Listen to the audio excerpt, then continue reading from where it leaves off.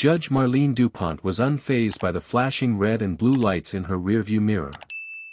As the clock struck 10:30 p.m., she was on her way home from the city's annual legal aid gala. Tired but content, she wore flats instead of heels, her navy silk dress reflecting the dim streetlights. She pulled neatly to the side of the road, turned on the interior lights, and reached for her license and registration. Her ID was neatly on the seat beside her, a clear photo of a powerful woman with elegant silver hair. A sharp knock on the window shattered the silence. Marlene turned and saw the man, about 40, with short blonde hair and a stern expression. His flashlight was shining directly into her eyes. There was no greeting, no reason to stop, just a cold command. "Get out of the car now." Marlene blinked, frowning slightly. "Officer, may I ask why?" "Get out of the car, ma'am." His voice was sharp, full of authority and menace. She took a deep breath. "Sir, I am Judge Marlene DuPont of the Bible County Superior Court. I am not resisting, I just want to know why." He did not waver. "Get out of the car immediately." She saw the hostility in his eyes. It was no longer confusion. It was menace. But what he did not know was that this time, the cameras were recording. Slowly, she unbuckled her seatbelt, keeping her hands in sight, and opened the car door. The cool night air hit her bare shoulders as she stepped out, standing tall and confident at 5 feet 6 inches, her chin still held high. "Put your hands where I can see them." She did so, her voice calm. "Is there a problem, officer?" "Radford. Officer Clint Radford." "Very good, Officer Radford." She kept her tone professional. "I wasn't speeding. I wasn't driving. If it were any other matter, I'd be happy to cooperate, but I'd like to know. You fit the description of a suspect in the area." Marlene raised her eyebrows. "What kind of suspect?" "I was wearing a dinner gown and had just left a court event. My identification was on the seat." Radford ignored her. Instead of glancing into the car, he took a step forward and pulled the handcuffs from his belt. "Turn around." The air froze. Marlene didn't move.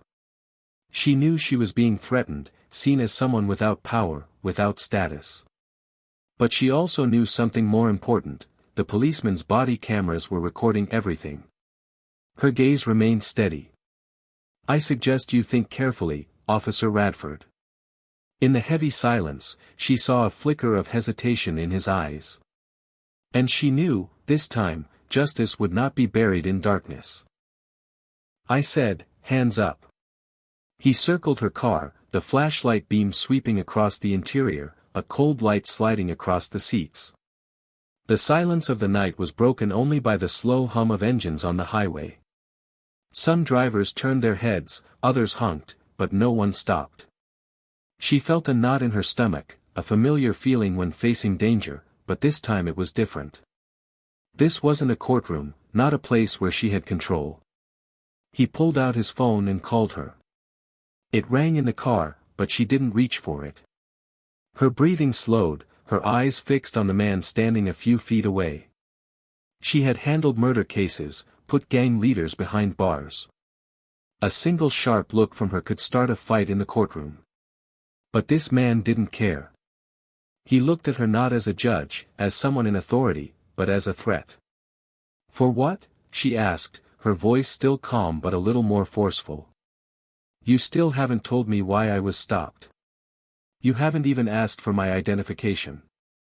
He didn't answer right away, just stood there about 5 feet away, his hand resting lightly on his gun holster.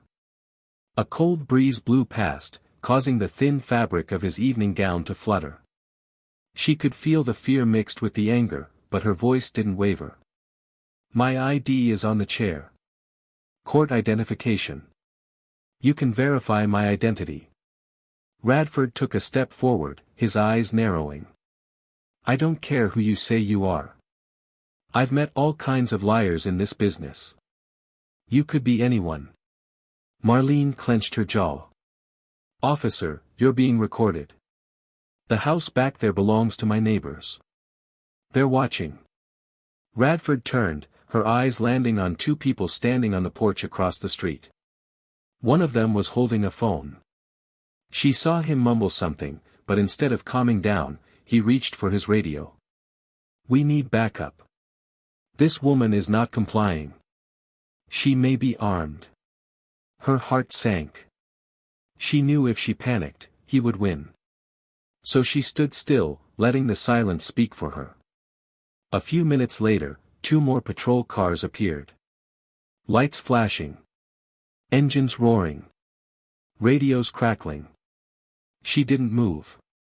Standing there on the gravel, her hands still half raised, she could feel the pain radiating from the soles of her feet. A strange juxtaposition, an elegant woman in an evening gown, surrounded by armed officers on the edge of the highway. A young officer, round-faced and nervous, stepped forward. He glanced at Radford, then back at her. "What's going on here?" Radford answered first, his voice sharp. "She refuses to comply. She claims to be a judge. I don't believe her." The young officer turned to look at her. "Ma'am, do you have identification?" "It's on the seat of my car." "Court identification." "You can see it through the window." A tall female officer, her dark brown hair tied back, stepped forward. She looked silently out the window, then turned back and nodded. "Yes. Superior Court. I've confirmed it. The name matches the license plate." Silence. Marlene held her position, her eyes never leaving Radford. And in that moment, she saw something flash in his eyes, hesitation, maybe anger. But it was too late. The power was no longer in his hands. This time, she won. Radford seemed unfazed by the fact that anyone who could print a fake badge would prove nothing. His face was cold as steel, his eyes as sharp as a thin blade cutting through the air. The female officer raised an eyebrow but said nothing. Marlene took a slow breath, trying to keep her composure. "Officer Radford, I followed all instructions and made no sudden moves. I have informed you of my identity. At this point, your behavior was aggressive and unprovoked." Radford's eyes narrowed, his gaze dark. "You do not get to decide how I do my job." Tension hung over the street. Across the street, several neighbors had emerged from their homes, watching the scene in shock. 3 stood behind a short metal fence, while several phones remained on, recording every second of the event. A man in a gray hoodie called out, "She's a judge." "What are you doing?" Radford turned toward the voice, but the shouting didn't stop another woman, around Marlene's age, from raising her voice, trembling but angry. "That's Judge DuPont. Everyone around here knows her." Radford held his ground, though. His right hand hovered too close to his holster, a threatening gesture. Marlene didn't back down, her voice steady but clear. "I'm not a threat. I'm unarmed. There's no legal justification for this level of force." The young cop standing next to him looked confused. He took a few steps, head down, muttering into his walkie-talkie, while Radford moved closer, contempt clear in his voice. "You think you're better than everyone else just because you're sitting in a fancy chair in the courtroom?" Marlene didn't avoid his gaze. "No. But I know the law. And this isn't how it's enforced." Radford sneered, a sarcastic laugh. "People think they're special." The words were a slap. Not just because of what they said, but because of the way Radford said them, easy, cool, like she was nothing. Marlene didn't flinch, but she saw the young officer turn away, her jaw clenched. A small sign, but enough to know that she was struggling. Radford continued, "You think flashing your badge means you can ignore orders?" "Not tonight." Marlene replied, calmly but firmly, "I never ignored your orders. I asked a question." "That's not the same thing." The radio crackled, another officer reported, his voice choked with static. The young officer turned back, saying quietly, "The supervisor will be here any minute." Radford shook his head, his voice tight. "We don't need supervision to handle this." "You do." This time, the policewoman's voice rang out, cutting Radford off. Her voice was steady, but there was a sharpness to it, an edge, a change. "We have a vehicle with a judicial ID, no threat signs, and you've called back twice. Protocol says we have to wait for a supervisor when identity is disputed, especially when someone is in office." Radford stared at her for a second. No one said anything. Marlene stood still. No longer with fear, but with purpose. And when the next headlights came over the hill, it was clear that someone else had arrived. But the real damage had already begun. Because once the words were out of your mouth, you couldn't take them back. The supervisor's SUV sped up, its headlights sweeping the scene in a silent but piercing glance before coming to a stop behind the other police units. Its presence instantly brought a cold seriousness, as if the atmosphere was pulled taut by an invisible string. The car door opened, and Captain Richard Mays stepped out. A burly man in his 50s, his dark suspenders hidden under his uniform shirt. He wasn't the loud or flamboyant type, but his presence was enough to make every officer on the street a little more cautious, as if they'd been pulled into some invisible framework. He walked up to the group of police, his gaze sweeping over each one, silent but heavy enough that no one dared to avoid it. Finally, his gaze stopped on Marlene Evening. His deep, even voice rang out. "Does anyone want to tell me why we have 3 police units involved in a traffic stop?" Clint Radford spoke first, but there was a hint of annoyance in his voice. "She was uncooperative, matched the previous description, and refused to comply with my commands." Mays turned to Marlene, his voice low but still commanding. "Ma'am, this is Captain Mays. Are you okay?" "I'm cold and angry." Marlene didn't say anything, but the sharpness in her eyes said it all. "I was stopped for no apparent reason, not asked to show my identification, asked to get out of the car, and surrounded. My identification was there the whole time."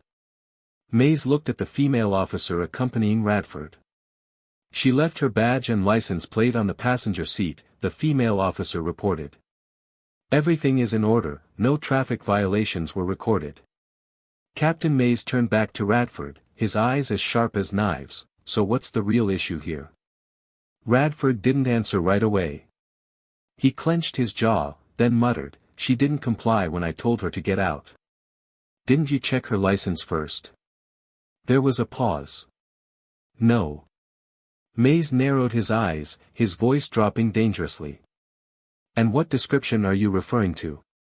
Radford shifted on his feet, as if realizing he'd been backed into a corner. "Black woman in a dark car. That's what the dispatcher said."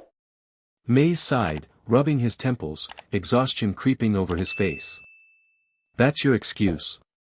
On Highway 23, at 10:30 at night? Do you know how many people fit that description?" Radford didn't answer, but his expression darkened. Around them, 6 neighbors stood near their fences, some quietly recording on their phones, including a teenager with a steady hand, live-streaming the whole thing. Mays turned to look at Marlene. "Judge DuPont, I'm so sorry. If you want, I'll personally escort you home." Marlene shook her head, her voice steady. "No need. I live less than 2 miles away. But this isn't over just because you showed up." Mays nodded. "I understand." There was a moment of silence, then Radford, as if he couldn't bear it any longer, blurted out, "Maybe she's just doing this to make herself look like a victim. These people like to cry wolf." The air seemed to freeze. A deadly silence filled the scene. Mays turned around, his voice so cold it could freeze the air. "What did you say?" Radford stood still, but there was a flicker of uncertainty in his eyes. "I've seen this before. Pretend to be the victim, make people angry, then portray the police as the bad guys." "Clint, stop," a female officer whispered a warning. But it was too late. Marlene turned to Mays, her eyes alight with a storm brewing. Mays nodded, her eyes locked on Radford. "You heard. He's not only biased, he's dangerous. The air in the parking lot was thick with tension. Darkness had fallen, the streetlights casting long streaks of light across the ground. Radford stared at Mays, jaw clenched, hand gripping the radio as if about to protest, but then he let go. The look on Mays's face left no room for argument. "Turn off your radio. Turn in your badge and weapon. You're suspended, effective immediately." Her voice was low, but clear, sharp as a knife. "An irreversible decision. Internal Affairs will be in touch with you in the morning." Radford laughed, a short, bitter laugh. "I can't believe it. Through this. Mays repeated, more slowly, but no less heavily. "You're done for tonight. Go home, Radford." Radford looked like he wanted to argue, to struggle against the situation. But he didn't. He turned sharply, striding toward his patrol car. As he opened the door, Radford muttered something under his breath, his eyes not looking at anyone. Across the street, the crowd that had been watching suddenly erupted in applause. A neighbor shouted, her voice echoing across the street. The air seemed colder, or maybe it was just the people standing under the streetlights. Marlene didn't move. Her hands hung at her sides, her fingers clenched lightly as if to keep calm. The young female cop beside her stepped closer, her voice soft, but not without caution. "I'm really sorry." Marlene turned her head, her eyes deep, unreadable. "You handled it with more patience than I expected." Marlene nodded slightly. "Patience is easy, when you've spent 3 decades waiting for the system to deliver on its promises." Her voice was small but strong, like a sharp knife stabbing into the truth. Mays sighed. "Ma'am, if you want to file a formal complaint." "Oh, I will," Marlene replied immediately. But she didn't stop there. Her eyes followed Radford's patrol car as it drove away. Her voice rose, low but heavy. "But it's not just a complaint. I want this policy reviewed. I want this documented. And I want every young officer on your force to watch this video and wonder, who are they tonight?" Mays was silent. She understood. Because the storm was no longer outside. It had arrived, taking with it everything that had been allowed to exist for so long behind closed doors. By morning, the video had reached 200,000 views. By afternoon, it was on every local news channel. By evening, it had crept into national feeds. But inside Judge Marlene DuPont's house, everything was quiet. She sat at the kitchen table, her robe loosely tied, a steaming cup of coffee in her hand, her phone on silent. Her daughter, Simone, a civil rights attorney in Birmingham, had driven up before sunrise. She stood at the counter, scrolling through hundreds of messages from reporters. "CNN called," Simone said softly. "Do you want to?" Marlene didn't look up. "They want to talk about the incident." Her voice was flat. "They call it an incident." "It's not an incident," Simone said. "It's a pattern." She sat down across from her mother, her fingers tapping lightly on the wooden table. "You sure you don't want me to handle the press? This is developing quickly. Everyone has an opinion. Some are calling you a hero. Others are." Marlene smiled faintly. "You didn't do anything heroic. You just stood by, and refused to be erased. That shouldn't be a headline." Simone nodded, but her eyes were still filled with worry. The police union put out a statement in support of Radford. They said it was a misunderstanding, exacerbated by high-pressure protocol. Marlene put down her coffee cup. Of course they would say that. But, Simone leaned forward, her eyes shining. They didn't count on it. One of the other officers filed a report.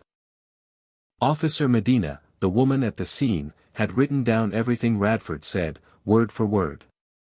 She was not just a witness, but a keeper of the truth. Marlene looked up, her eyes shining with determination, and said it was important. Later that day, Marlene received a visit from Deputy Mayor Alan Stokes. A man she had known for 20 years, polite, discreet, and today, carrying a bouquet of fresh flowers. When she opened the door, he bowed slightly, his voice full of remorse. "I'm so sorry about what happened." She looked at him briefly, then stepped aside to let him in. The room still smelled of lavender and coffee, a familiar scent that seemed too heavy today. They sat down on the couches across from each other, the space between them filled with unspoken words. "We want to do this right," Stokes began, his hand tightening the hem of his suit jacket. "The mayor is drafting a statement. We want to issue a formal apology from the city. And if you want, a private apology." Marlene raised an eyebrow. "Private?" "Yes, to protect your privacy, your dignity." She smiled slightly, but there was no mirth in her eyes. "My dignity does not need to be protected. It has never been damaged." Stokes cleared his throat, a little embarrassed. "Of course. But we also do not want to escalate the situation unnecessarily." Marlene tilted her head, her voice as sharp as a razor blade. "The situation escalated the moment I was treated like a criminal for no reason. At that moment, it became public. You can't hide an apology behind a curtain." Stokes was silent for a moment, looking uncomfortable. Finally, he nodded slowly. "I will speak to the mayor." As he prepared to leave, Marlene spoke up. "One more thing. Make sure Officer Medina is protected. The retaliation is real." The next day, the Department of Internal Affairs opened an investigation. A town hall was announced, and within hours it was packed. Hundreds of community members lined up outside a high school auditorium, waiting to hear from city leaders, and from Marlene herself. Inside, under cold fluorescent lights, Marlene stood behind a wooden podium in her most formal attire. But this time, it was not soft silk, but the dignity of a courtroom gown. When she spoke, her voice was not fiery, not loud, but each word resonated like a stone dropped into still water. "I'm not afraid of a gun. I'm afraid because I've seen something I've seen all my life. Someone decides that my presence, my tone, my existence makes them uncomfortable. And they use that discomfort to justify their power." No one spoke. But she could feel the heavy thoughts hanging in the air. "We keep waiting for people like Clint Radford to reveal themselves. But they're not hiding. They're being protected. Protected by an impunity that's unacceptable. And that protection must end." She stepped away from the podium, and the room rose with her. The applause was loud, but Marlene knew, applause couldn't fix the system. This moment, it had to lead to something bigger. 2 weeks after the internal investigation reached its breaking point, Officer Clint Radford was officially suspended without pay pending termination. The department issued a carefully worded statement about officer accountability and a protocol review, but it read like a hastily stapled apology, an attempt to stem the storm rather than an admission of wrongdoing. But the pressure persisted. Marlene didn't seek attention, but the media wouldn't let her off the hook. News vans lined up outside her house for days, cameras flashing non-stop, questions disrupting her already stuffy space. She declined most requests, but finally agreed to sit down with a local radio station that had always respected the way it covered her cases. The interview took place in her living room, no fancy lighting, no script. Only Marlene, sitting in an armchair with her arms neatly folded, her gaze steady but weary. When asked what she wanted people to take away from all this, she didn't have to think long. "I don't need people to be angry," she said. "Anger burns hot, but it burns fast. I need them to remember that the law isn't always fair. And the people who are supposed to enforce it aren't always fair. What happened to me could have ended very differently, if I hadn't been a judge, or if that neighbor hadn't pressed the record button." The clip went viral, causing a huge uproar. But as the community erupted, the police department's union held a press conference with a different tone. They painted a portrait of Radford as a veteran officer under tremendous pressure amid a climate of hostility toward law enforcement. They blamed social media, the way the story was being twisted, but never him.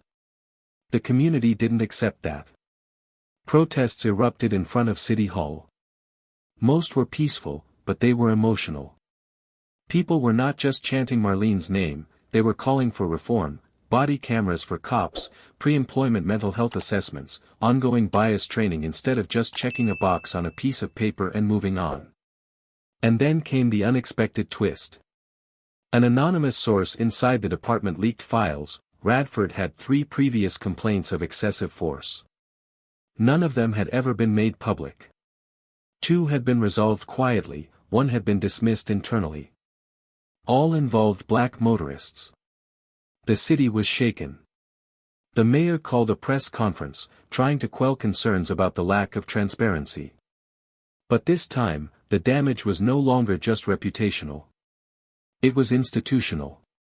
Radford wasn't silent either. He joined a podcast hosted by a right-wing former police chief. The episode was titled Target, the true story of a cop smeared by woke culture. He claimed that Marlene had been hostile from the start, accusing her of using race to manipulate public opinion. But this time, the public wasn't being led astray.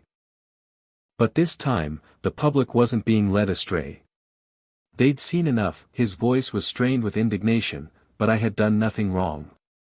Yet I was thrust into the center of this storm. She wanted to make an example of me, and I had lost everything. The public backlash was fierce. Some called me a scapegoat, while others said I had finally exposed myself. Marlene did not respond to the podcast. She did not need to, the community spoke for her. Now signs appear on church lawns and public bulletin boards. People stand with Judge DuPont, a local artist who painted her portrait on the side of the library. Next to the painting is the inscription, "Grace is strength restrained." That Sunday morning, as she walked into her regular church service, a boy tugged on her coat sleeve and asked, "Are you the woman who stood still and did not let the bad man scare you?" She smiled softly. Something like that. But even with support, Marlene couldn't sleep through the night. Some evenings, she sat on the porch with Simone, trying to talk about anything but the incident. The smell of freshly cut grass, the chirping of cicadas, the distant hum of traffic, all of it helped calm her, but the healing was slow. Marlene knew the hardest part hadn't even begun. Public interest faded. Hashtags disappeared. But the law, the culture within the walls of power, remained, unless someone stepped up to push back. And Marlene never stopped. Neither did the truth. A month later, the internal report was released. Officer Clint Radford had violated multiple department procedures, including failing to follow identification procedures, improperly escalating, and using personally charged language. The department had no choice. Radford was officially fired. But what surprised many was not the loss of his job, but the legal action that followed. The city's Civilian Review Board recommended that the district attorney open an investigation into whether Radford's actions had violated Marlene's civil rights under state and federal law. For the first time in decades, a former Macon Police Department officer faced possible prosecution. Court was no stranger to Marlene. But this time, she was no longer the one arguing, no longer the plaintiff, no longer the judge. She was just present, watching. During the hearing, she sat quietly in the second row, Simone by her side. Judge Helen Moss, a longtime colleague, acknowledged her with a nod, a small gesture that spoke louder than any words. Radford sat at the defense table, flanked by his 2 attorneys. He looked smaller than before, not just physically, but in presence. No badge. His words no longer held any weight. There was only one man left, caught in a storm of his own making. His defense team tried to argue that he had merely acted on reflex, but everyone understood, this time, justice would not be so easily deceived. The courtroom was silent except for the sound of Simone's pen scribbling. The room held its breath, waiting for Officer Medina's next words.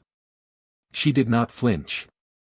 Her voice was calm but firm as she described Radford's tone, his language, his refusal to cool down. She repeated exactly what he had said about Marlene, that she had pretended to be a victim, that she had used her position to manipulate the situation as she pleased. No one hesitated as she finished her statement.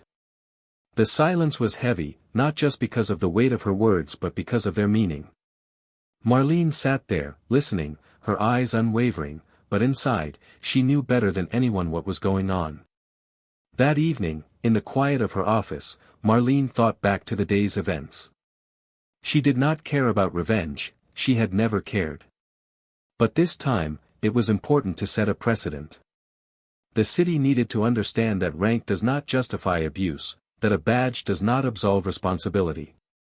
But they also needed to understand something else, that the truth is not always clear, and that power comes not just from the law but from the ability to navigate it. A few weeks later, the prosecutor's office announced its decision. It was proceeding with charges of official misconduct and civil rights violations. It was not a felony, there was no prison sentence, but it would be on the record forever. This, however small, was a victory. The legal community took notice, panels were formed, policies were rewritten. The police department introduced a real-time employee complaint tracking system. Something that could no longer be buried in silence. Still, public opinion was divided. Some said it was not enough, others said it was too much. There were those who believed that Marlene had weaponized her position. One news anchor called her an activist in a robe. She didn't answer. She didn't have to. Justice was not in pointless debate, but in action. One morning, during a break in a court session, a young clerk brought her a note from Officer Medina. It was just a few words: "Thank you for standing up. You made it easier for me to tell the truth." Marlene folded the note slowly, her hand as calm as ever, and put it in a drawer. Not for protection, but because it mattered. Because every time someone spoke up, someone else found the courage to do the same. And that's how change began. 3 months passed. The headlines grew quieter. The camera crew moved on to another scandal, a new story for the world to pause and absorb before turning the page again. But inside the Macon Community Hall, the seats were packed. It was a small annual event, but this time, it meant more. Because those present understood, justice is not just a distant ideal. It is a constant battle, and those who hold power can decide how to use it. The crowd was 3 times as large this year as last. They came not just because Judge Marlene DuPont was on the speaker list, but because of what she represents. Not just justice. Not just authority. But steadfastness. When she took the stage, applause erupted. She stood there, her usual composure. No notes, no teleprompter, just her and the thoughts that had been etched into her soul. "I've thought a lot about silence these past few months." Her voice was low and steady, hanging in the air, allowing her words time to sink in. "And how it protects the wrongdoers." The room fell completely silent. "I spent decades believing that if I did everything right, worked hard, kept my cool, followed the rules, respected my badge, I would be safe. That the system might be slow, but it would work. That my character would protect me." She paused, her eyes scanning the crowd, letting the words sink in. But that night, on the side of Highway 23, none of that mattered. Not my gown. Not my record. Not my years of service.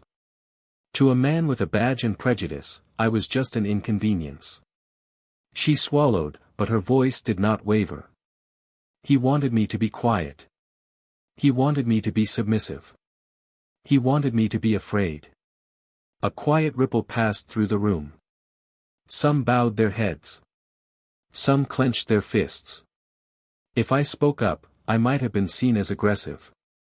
If I had stayed in my car, I might have been seen as non-compliant. If I had reached for my papers the wrong way, I probably wouldn't be standing here today. A heavy breath came from someone in the crowd. "But I am standing here."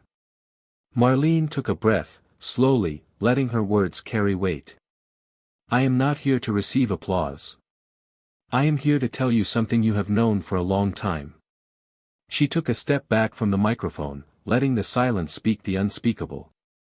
Justice does not exist only in the courtroom. It exists in what we tolerate outside it. Her eyes scanned the room, touching each face. We do not need more outrage. We need more courage. The courage to report. To intervene. To speak out, even when silence feels safer. The nods were slow. The clasps tightened. Some wiped away tears. Officer Medina said nothing, but the truth she carried moved mountains. My neighbor didn't stop the arrest, but his video made the lie indefensible. She looked down, her eyes shining in the spotlight. Change isn't always loud. Sometimes it's just refusing to settle for a beat. She paused, then spoke slowly, emphatically. And that's what I'll continue to do, in court, in my community, and when no one is looking. She left the podium without any grand gesture, simply walking slowly. The crowd rose, a quiet respect more powerful than any applause. Outside, a group of high school students waited to see her. A girl of about 16 stepped forward and asked quietly. Judge DuPont, how do you stay calm when you feel like no one can see you? Marlene leaned down, so they could look each other in the eye. They don't have to see you to feel you. She smiled softly, her voice soft but firm. Every time you tell the truth, even if your voice shakes, you leave a mark. A small moment, not caught on camera, but important. That's how Marlene lives now. Not for the noise. For what happens after the cameras turn off, when the real work begins. She's not trying to be iconic. She's just holding the door open a little longer. So that the next woman, the next girl, the next voice, will not be overlooked. If this story touches you, remember this. Silence protects no one. Speak up when you need to. Share this story. Keep the conversation going. Because the world doesn't change by accident.